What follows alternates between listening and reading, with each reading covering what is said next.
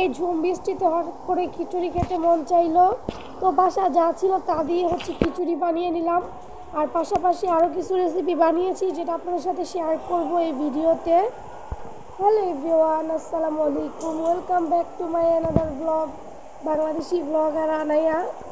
আমার ভয়েসটা একটু অন্যরকম শোনা যাচ্ছে, এভাবেও আমার ভয়েসটা অতটাও ভালো না, বাট তবুও একটু আজকে ডিফারেন্ট শোনা যাচ্ছে, কারণ আমার প্রচুর ঠান্ডা লেগেছে। তো ভয়েসটা দিতেও আমার একটু কষ্ট হচ্ছিলো, তো ভাবলাম কি করব, বসে বসে ভয়েসটা দিয়েই ফেলি। কিন্তু মন চাচ্ছিল না ভয়েসটা দিতে, বা শরীরও টানছিল না ভয়েসটা দেওয়ার জন্য। তো গতকাল থেকে বা 2-1 দিন ধরে আমাদের এদিকে ভালোই হঠাৎ খুব বৃষ্টি হচ্ছে। তো আজকে এরকম হঠাৎ করে ঝুম বৃষ্টি হচ্ছিল, তো তখন আমার মন চাইলো যে একটু খিচুড়ি খাই। বাসায় তেমন কিছুই ছিল না, বাট যা ছিল তা দিয়ে আমি রান্নার চেষ্টা করি। তো এই জন্য খিচুড়ি রান্নার জন্য আমি প্রথমেই পেঁয়াজগুলো কেটে নিচ্ছিলাম। আর বৃষ্টিতে কম বেশি সবাই খিচুড়ি খেতে পছন্দ করে, সেম আমিও খিচুড়িটাই বৃষ্টির মধ্যেতেই বেশি একটু পছন্দ করি। আর এখানে আমি খিচুড়িটা বসিয়ে দিচ্ছিলাম, এখানে সব মশলা টশলা দিয়ে সুন্দরভাবে মেখে খিচুড়িটা বসিয়ে দিয়েছিলাম। সেটা আমার ভিডিও ক্লিপ নেওয়া হয়নি। এখানে সবাই যেভাবে স্বাভাবিকভাবে রান্না করে আমিও সেভাবেই চেষ্টা করেছি স্বাভাবিকভাবে রান্না করতে, যতটুকু মশলা টশলা লাগে তা দিয়ে রান্না করার চেষ্টা করেছিলাম।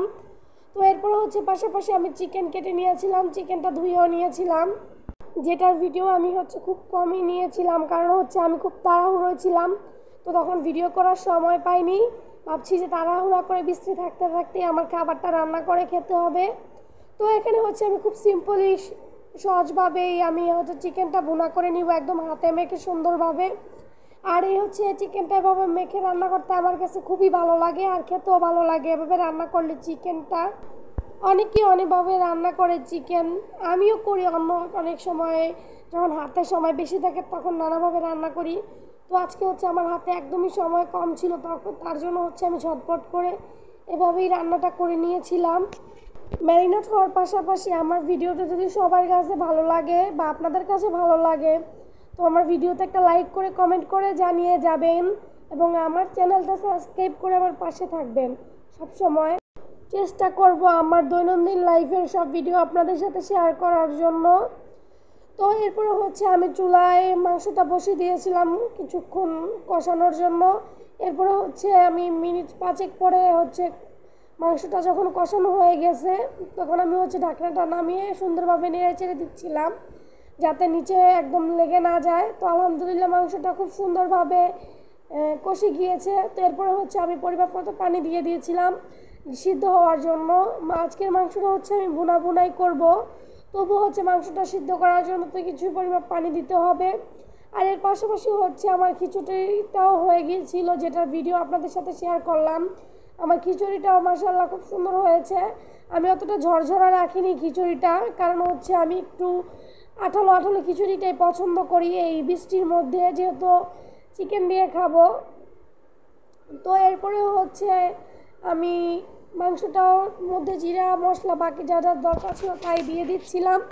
তো এরপরে আমি বেগুন ভর্তা করার জন্য চুলায় মরিচ তেলে নিচ্ছিলাম। এরপরে যেভাবে বেগুন ভর্তা করে মরিচ পেঁয়াজ তেল লবণ সব কিছু দিয়ে বেগুন ভর্তা করে নিয়েছিলাম। মাশাআল্লাহ খিচুড়ির সাথে বেগুন ভর্তাটা খেতে খুবই মজা লেগেছে। আর খিচুড়ির সাথে যতই চিকেন থাকুক বা অন্য কোনো মাংস থাকুক না কেন, আমার একটু ভর্তা টর্তা হলে খুবই ভালো লাগে খিচুড়ি খেতে। আমার মতো এরকম অভ্যাসটা কার কার আছে আমাকে কমেন্ট করে জানিয়ে যাবেন। তো আজকে সময় স্বল্পতার জন্য আমি অত রকমের ভর্তা করতে পারিনি, শুধু জাস্ট হাতের কাছে বেগুন ছিল, ভাবলাম এটা পুড়িয়ে ভর্তা করে নেই। আর এখানে আমি বেগুনটা ভর্তা করে নেওয়ার পরে একদম খুব তাড়াহুড়ো করে খেতে বসে গিয়েছিলাম, কারণ আমার খাওয়ার জন্য আর ধৈর্য ছিল না। কতক্ষণে আমি বৃষ্টির মধ্যে বৃষ্টিটা থাকতে থাকতেই আমি খাবারটা খেয়ে নিব। আর আজকের খিচুড়িটা খুবই মজা ছিল, পাশাপাশি চিকেনটাও খুব মজা হয়েছিল। বৃষ্টির মধ্যে যেরকম একটা খিচুড়ি খেতে চেয়েছিলাম সেরকমই হয়েছে মোটামুটি।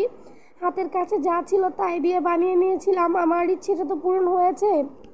তো এরপরে বিছানা গুছিয়ে নিয়েছিলাম ঘুমানোর জন্য, তো সেটাও আপনাদের সাথে ভাবলাম একটু ক্লিপ নিয়ে আপনাদের সাথে শেয়ার করি। তো আজকের ভিডিওটা এই পর্যন্তই, সবাই ভালো থাকবেন।